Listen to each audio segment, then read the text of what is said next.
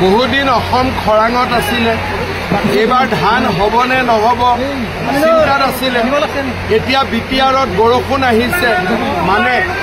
ভগৱানে পুষ্পবৃষ্টি কৰিছে সেইকাৰণে বৰষুণ অহাটো ভাল চিন বুলি মই ভাবিছো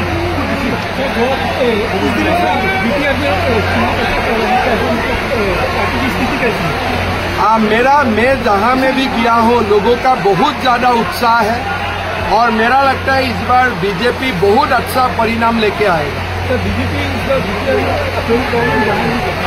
पहला बात है ये चुनाव का बाद ही पता चलेगा कौन कितना सीट मिले अभी बोलना नहीं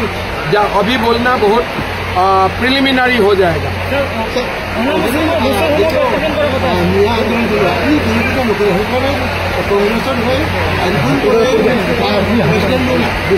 কিহৰ কাৰণে বিপুল বৰাই ৰাষ্ট্ৰপতি শাসন বিচাৰিলে বহুদিনে শাসন হ'ব গতিকে ৰিপুণ বৰাই এইবিলাকৰ টেনশ্যনত পৰিব নালাগে তেওঁ য'ত আছে আৰামত থাকক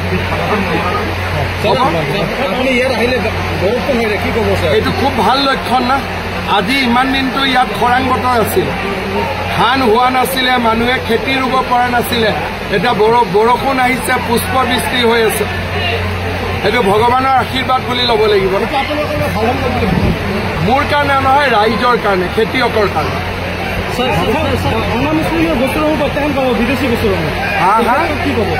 আমি ইতিমধ্যে কেবিনেটত কোচ ৰাজবংশী আৰু আমাৰ